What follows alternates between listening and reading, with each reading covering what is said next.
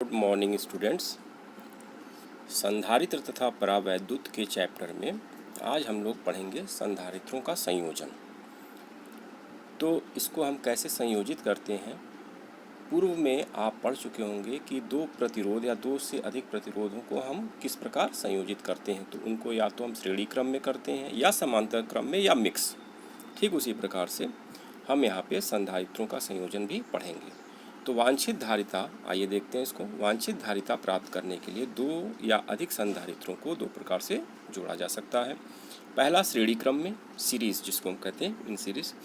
जब दो या अधिक संधारित्र चेन की कड़ियों के रूप में चित्रानुसार जुड़े हों, यानी यहाँ पे देखिए इस तरह से अगर इसको जोड़ा जाए, एक प्लेट जो है दूसरा प्लेट, फिर दूसरे संधारित्र का पहला प्लेट दूसरे से, इसका दूसरा प्लेट पहले से, इस प्रकार से अगर जोड़ा चला जाता है चेन की तरह से, तो इसको हम श्रेणी क्रम संयोजन कहते हैं।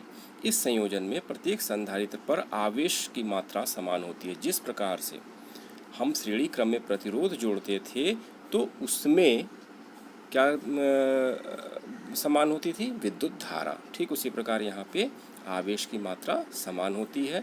यदि पहले प्लेट पे प्लस क्यू है तो दूसरे पर माइनस क्यू होगा। अगर माइनस क्यू है तो यहाँ पे प्लस क्यू आएगा, और प्लस क्यू है तो माइनस क्यू, यानी इसमें संधारित्रों पर आवेश की मात्रा समान होती है। और चूँकि इनके संधारित्रों की धारिता किस प्रकार है उसके हिसाब से या उसके अनुसार इस पे वोल्टेज आता है। यहाँ पे देखिए C1 के अक्रॉस वोल्टेज V1 है, C2 के अक्रॉस V2 है और C3 के अक्रॉस V3 है, और कुल वोल्टेज V लिया गया है। तो इस प्रकार से हम इसका तुल्य धारिता निकालते हैं। कैसे निकालेंगे कि मान लिया कि इनके प्लेटों के बीच V1 V2 और V3 विभवांतर है और इनका जो धारिता है C1 C2 C3 है। तो V1 बराबर Q अपॉन C1, यह हम पहले संधारित्र के लिखेंगे वोल्टेज के लिए।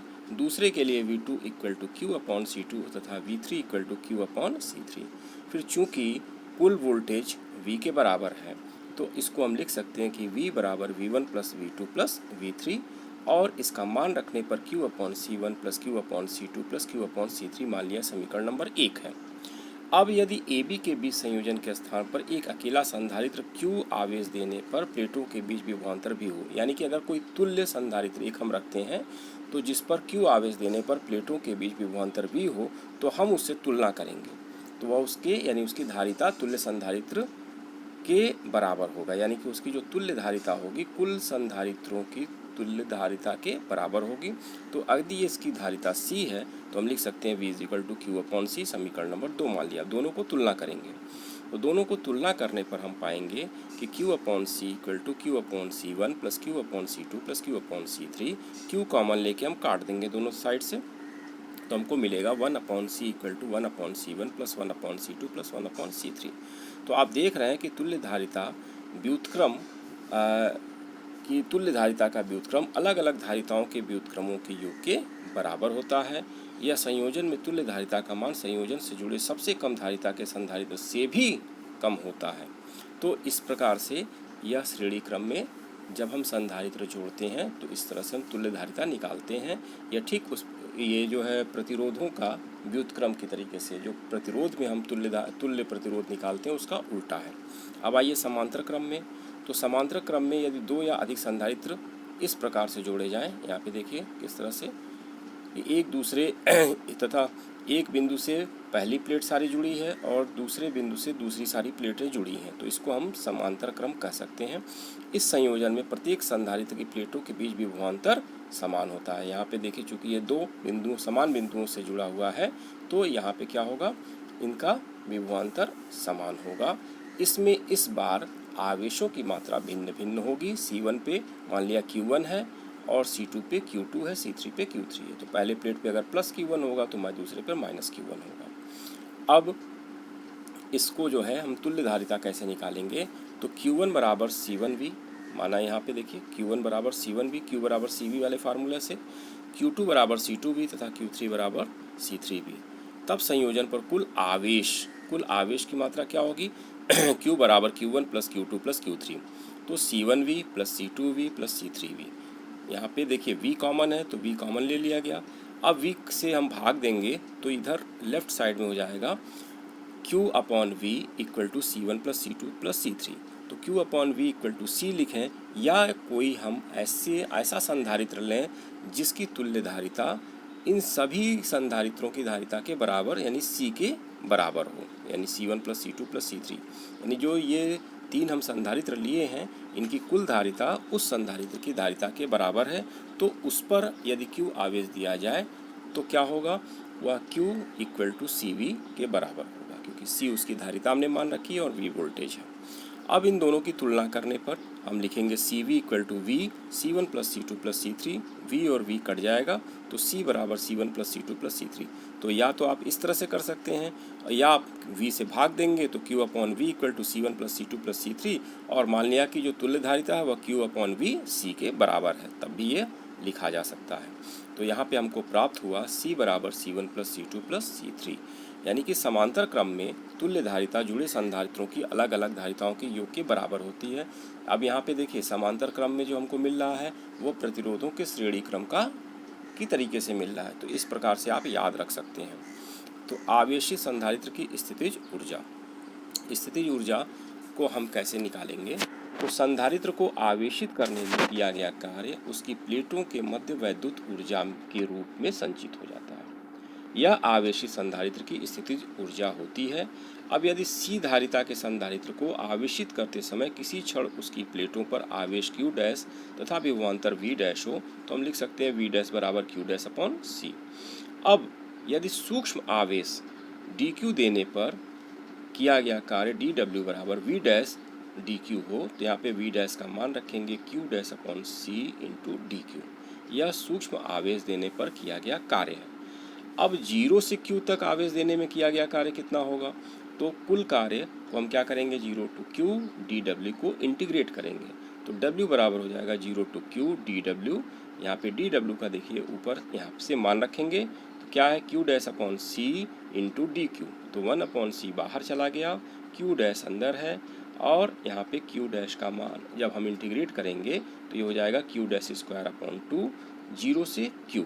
अब जब Q रखेंगे अपर लिमिट और 0 रखेंगे लोअर लिमिट तो हमको प्राप्त होगा 1 upon 2 Q square by C। इसको पीछे भी डेरिवेशन में बताया जा चुका है।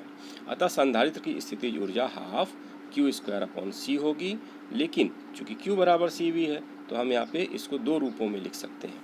क्या Q is equal to CV रखेंगे तो हमको हाफ CV स्क्वायर मिल जाएगा, हाफ यहाँ पे C is equal to Q upon V रखेंगे तो हाफ Q भी मिल जाएगा, और half Q square upon C हमको प्राप्त हो ही गया है। तो इस प्रकार हमको यह स्थितिज ऊर्जा जो संधारित्र में संचित होती है उसको हम लिख सकते हैं। अब इसमें ऊर्जा घनत्व क्या है, तो ऊर्जा घनत्व कैसे निकालेंगे, आइए इसको भी समझते हैं। तो माना समांतर प्लेट संधारित्र को प्लेटों का क्षेत्रफल A तथा प्लेटों के बीच की दूरी D है। तो यदि प्लेटों के बीच वायु हो तो धारिता एप्सिलॉन 0 A अपॉन D के बराबर होगी समांतर प्लेट संधारित्र की धारिता। ऊर्जा कितनी है अभी निकाला गया है हाफ CV स्क्वायर। C का मान अगर हम यहाँ पे रखते हैं V का मान, तो V is equal to E into D. E क्या है वैद्युत क्षेत्र है, D इनकी प्लेटों के बीच की दूरी हो जाएगी, और C का मान रखेंगे एप्सिलॉन 0 A अपॉन D। तो यहाँ पे हमको मिलेगा epsilon 0 A upon D E square D square. तो हम इसको एक रूप में लिख सकते हैं कि 1 अपॉन 2 एप्सिलॉन 0 E स्क्वायर, और यहाँ पे देखिए ऊपर A इंटू डी है, D से D नीचे कट गया तो ऊपर A इंटू डी है। अब यहाँ पे क्या है A इंटू डी प्लेटों का आयतन है, अतः प्लेटों के बीच एकांक आयतन में ऊर्जा अर्थात ऊर्जा घनत्व, यानी हम ऊर्जा को जब हम उसके आयतन से प्लेटों के बीच का जो आयतन है उससे भाग देंगे तो उसको हम ऊर्जा घनत्व कहेंगे। इसको स्मॉल u से प्रदर्शित किया गया है, तो यह capital U upon AD half epsilon 0 E square. यदि प्लेटों के बीच माध्यम का परावैद्युतांक K हो तो हम इसको लिख सकते हैं half K epsilon 0 E square, यानी K से हम गुणा कर देंगे। अब आइए जो इसमें बहुत महत्वपूर्ण एप्लीकेशन है वान डे ग्राफ जनरेटर, इसको हम समझते हैं। यह क्या है, यह एक उपकरण है जिसकी सहायता से 10 के पावर 6 यानी 10 लाख वोल्ट के कोटिमान तक का उच्च विभव उत्पन्न किया जा सकता है। इसका सिद्धांत दो चीज़ों पर निर्भर करता है। पहला कि अगर कोई आवेशित चालक है तो वायु में विद्युत विसर्जन उसके नुकीले भाग से पहले होता है, प्राथमिकता से होता है। खोखले चालक का आवेश सदैव उसके बाहरी पृष्ठ पर होता है, यानी कोई अगर खोखला हॉलो अगर कोई चालक है तो पृष्ठ उस पर आवेश कहाँ चला जाएगा, उसके बाहरी पृष्ठ पर चला जाएगा। अब यहाँ पे इसके सिद्धांत को थोड़ा समझते हैं कि यदि r त्रिज्या के गोले को q आवेश देने पर आवेश पृष्ठ घनत्व sigma is equal to Q upon A होगा। a 4 पाई r स्क्वायर है, q का मान हम 4 pi epsilon 0 r into V रखेंगे। क्यों? क्योंकि v is equal to 1 upon 4 pi epsilon 0 q upon r होता है। यहाँ से हम q का मान 4 pi epsilon 0 r into B के रूप में लिख सकते हैं। यहाँ पे आप देख सकते हैं इसी q को यहाँ पे लिखा गया है 4 pi epsilon 0 r into V. अब यहाँ पे 4 पाई कट गया, r से एक r कट गया, तो एप्सिलॉन 0 v अपॉन r हमको मिला। हम इसमें देखते हैं कि एप्सिलॉन 0 क्या है, कांस्टेंट है, और उस चालक के लिए वोल्टेज भी कांस्टेंट है। तो सिग्मा यह क्या होगा, व्युत्क्रमानुपाती होता है उसकी त्रिज्या के यानी r के। यदि पृष्ठ पर नुकीला भाग हो तो r टेंडिंग टू 0 यानी उसकी त्रिज्या क्या होगी, धीरे धीरे शून्य की तरफ जाएगी। तो सिग्मा धीरे धीरे इनफाइनाइट की तरफ जाएगा, अनंत की तरफ। यानी अगर नुकीला सिरा है तो उसका आवेश घनत्व अत्यधिक होगा, बहुत अधिक हो जाएगा। तो इसी अत्यधिक आवेश घनत्व के कारण वहाँ से आवेश का विसर्जन प्राथमिकता से होता है। अब यहाँ पे देखिए दो गोले लिए गए हैं, जिसमें भीतर वाले गोले का त्रिज्या स्मॉल r है और बाहर वाले गोले का कैपिटल R है। बाहर वाले गोले के आवेश प्लस q है और भीतर वाले गोले पर आवेश प्लस q स्मॉल है।